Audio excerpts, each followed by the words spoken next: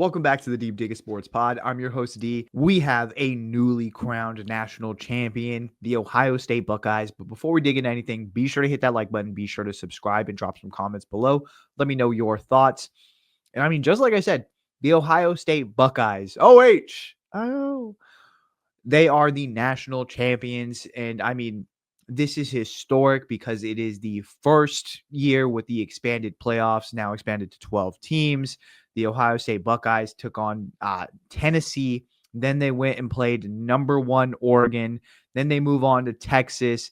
And then they knock off Notre Dame in the national championship game. It was a very, very tough path, but each step of the way through, they showed their dominance. And obviously, this is a 2-loss Ohio State team. And people were saying coming into this that, hey, Tennessee has the chance to upset them because they're coming off of this big letdown loss against Michigan, and they go out there and beat the ever living shit out of Tennessee and just never look back from here on out.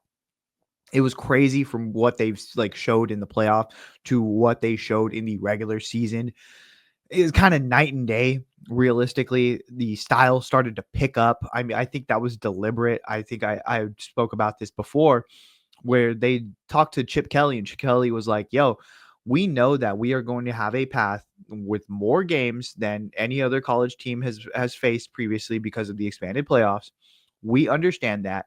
And they slowed down their pace of play and actually took a significant number of snaps less than their opponents. Well, specifically when they talked about it, it was Texas. I think the Ohio State offense had taken 80 less snaps than the Texas defense did. And I mean, it really showed off in spades. They were the fresher team for the majority of the playoffs. They didn't have as many built up injuries. They had, realistically, they did not put what the offense that they put out. It looked pretty different from what they put out in the regular season. I mean, Will Howard looked like he is going to, I'm pretty sure his draft stock is going to rise just solely based off of this playoffs. And I mean, realistically, if you are Will Howard, you go to every NFL, like when you're talking to the NFL teams, hey, what I did during the playoff is exactly what I can do. I know that I could put forth some, so performances throughout the year, but that was with a training wheels offense. Once Chip Kelly actually let me throw it around to these athletes, I looked amazing, and it showed. That's why we won this national championship. And I mean, kudos. I mean, what can you say really now moving forward about Ohio State? I think that they showed their dominance. They showed why they put forth all of the NIL money that they did. I know that was a big talking point coming into this, was they had the highest paid team. And I mean, it showed realistically, this was a close game. I mean, a closer game than I had expected. It ended up being 34-23, and they should have ran away with it realistically. But Notre Dame has I will give Notre Dame credit. Notre Dame had a championship level defense. And honestly, we'll get to Riley Leonard after. I think that he performed very well in this game. But to stick to what Ohio State was, I mean, they had the horses to run with it. And once they kind of took the training wheels off of it throughout this playoff, you've seen what this team was actually capable of. Would I have liked them to play like that the entire season? Yes. But I mean, we know that it is just basically a war of attrition when it comes to the college football season. And it was going to be one that people have never seen before with the expanded playoffs. So I think they played it in a smart, way. I think they could have next year, if they push, realistically, they can get a Heisman winner. Realistically, they can get more accolades than what they have. But I mean, you do what you did. I mean, you would have liked to beat your rival. You would have liked to win the Big Ten. But winning a national championship, I mean, tops all of that. Realistically, the haters can say what they want. I think that the narrative on Ryan Day, I think it's not 100% dead, if I'm going to be completely honest. I think that there was validity to this guy being born on third base, having all of these things gifted to him. At the end of the day, I feel like this could be one of those things where Ryan Day looks back at it and he's like, whatever, I don't care.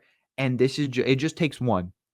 And then you keep moving forward. I mean, who else in the space realistically is going to be able to keep up with Ryan Day and this Ohio State team moving forward? We don't have a perennial powerhouse anymore. It could be this Ohio State team stepping up and being like, "Hey, we are here. I'm here. We're going to just kind of take this and run with it."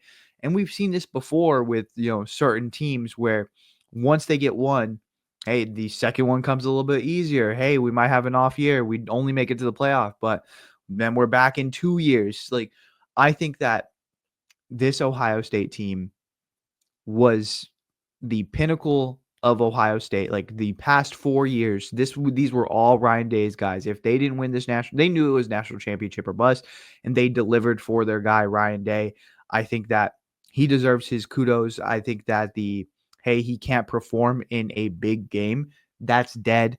I think that they did have their moments where it's like, are they really gonna choke it away? I mean, at the end of the game, that last drive, it had that feeling of what are we doing here? You dominated the entire game. Realistically, you should have been up by multiple scores. You're trying to put this away. You snap the ball early. You give Will Howard the ball. Instead of giving, you have two very viable running backs. Instead of just handing them the ball, you do quarterback sweeps, QB powers. Like, what? I don't get the play calling there, but then you see one-on-one with Jeremiah Smith and you just take it, and really that seals the game for you. And I think that's, you got shades of, hey, they said they want the old Ryan Day, girl, don't tempt me. But he ends up pulling it out. I think that he can't win the big one. Obviously, that's dead. He's afraid of these big games. That's dead. He's a pussy. That's dead. He's going to keep moving forward. I think that this is just going to be the straw that breaks the camel's back. I think we are going to see Ohio State become the perennial powerhouse that they should have been in the past years, where, hey, we don't have the big bad wolf in Michigan looking over us. We don't have that guy down south that wins all the championship in Nick Saban. This could be their time to really step up and shine. And I'm looking forward to what this could look like. I think that Jeremiah Smith isn't going anywhere. I mean, they're going to have people. You have the appeal of Ohio State. You have now, hey, I'm a head coach who's won a national championship. You have the fact that you can people know you're going to pay the players well. So why not go there? There's no other guys really in the space that are, occupying what Ryan Day can do. I think that we're gonna see a run here. It's gonna be pretty crazy. But to speak to the Notre Dame side, I mean, the game itself was a pretty close one when push came to shove. I thought them coming out and having the opening drive that they did was ballsy. It was exactly what they wanted to do, but at the same time, it was such an unsustainable run that they did. 18 plays, 9 carries from Riley Leonard. You can't have that and expect Riley Leonard to not be fatigued and not be a little bit shaken up when he is running the ball 9 separate times on one specific drive. And I mean, it kind of showed in their output. I think they didn't even, after that drive, they did not get another first down until like midway through the third quarter. So it was just unsustainable what they were asking Riley Leonard to do. Riley Leonard did show up to play. I thought he had a very good showing. And this is a guy that I've been super critical of in the past because I did not see that he could make the throws.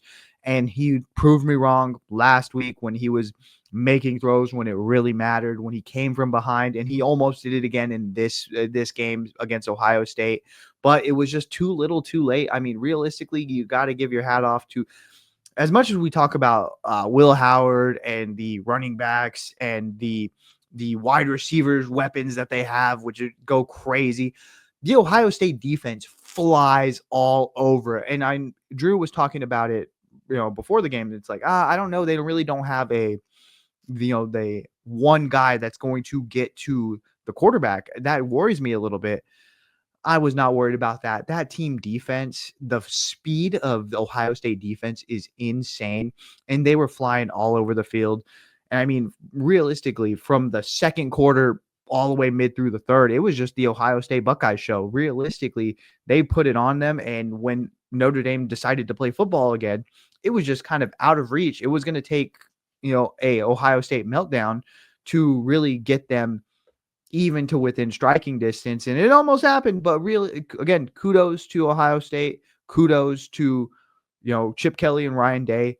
They did overcome the late game jitters, and they made it happen. For Notre Dame, I think, again, this was a team that kind of overachieved from what I had thought. I think that I'm going to put this night. They did have a softer path to the national championship than Ohio State did. I think that one side of the bracket was clearly the harder side of the bracket, and clearly much more had just more competitive teams on that side of the bracket than the other. But you take advantage of the games you play. You can only win the teams that you face, and they did it. I think that one thing that they talked about is the fact that they're not in a conference that does hurt them, quote unquote, but it also helps them in the fact that when you get to these rounds of the college football playoff, you don't share it.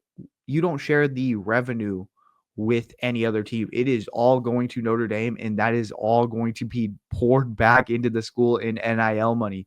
And I think that we are going to see them get a huge transfer quarterback, just like they did again. I think that we are going to see them get offensive weapons. I think that they are going to come back in full force. I think that you're seeing not only like the appeal of Notre Dame, which obviously it has the historical appeal, it has the backing of, very integral, like, hey, Joe Montana came here. We're a historical franchise.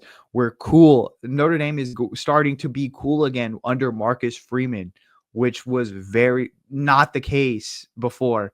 And I think that you are going to see that start to pull them in, along with it doesn't hurt that they now have the NIL dollars to pull in whatever talent they want.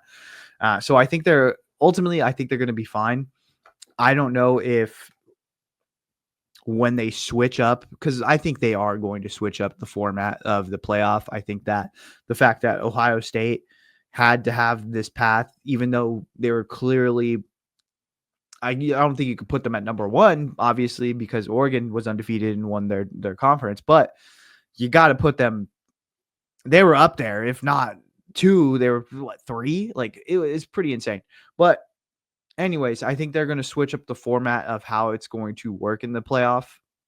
And I don't know if that's actually going to play to Notre Dame's advantage or be a disadvantage now because they're not in that conference. And I know that they were saying, oh, this is going to be the sweet spot for them because now you're going to be, if you're Notre Dame and you are good, you will be at the number 5 spot because you can't be in, the top 4.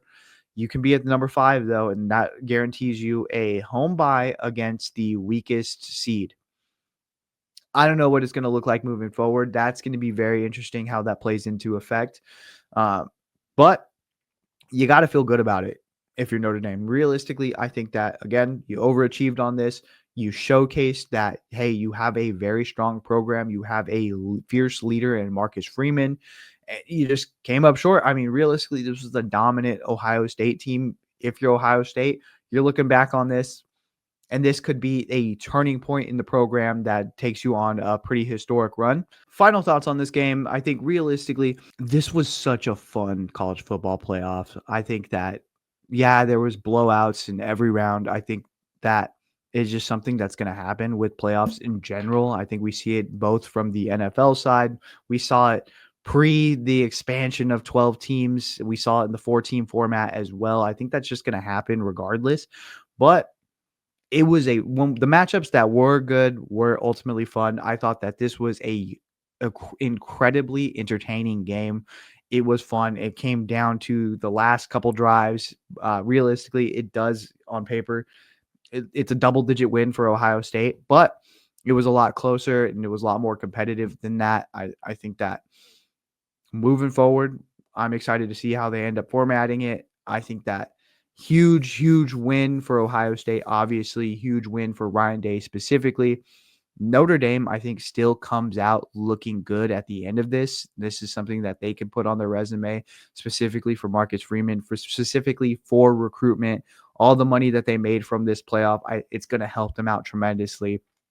But let me know your thoughts. Go ahead and hit the like button and be sure to subscribe. Later.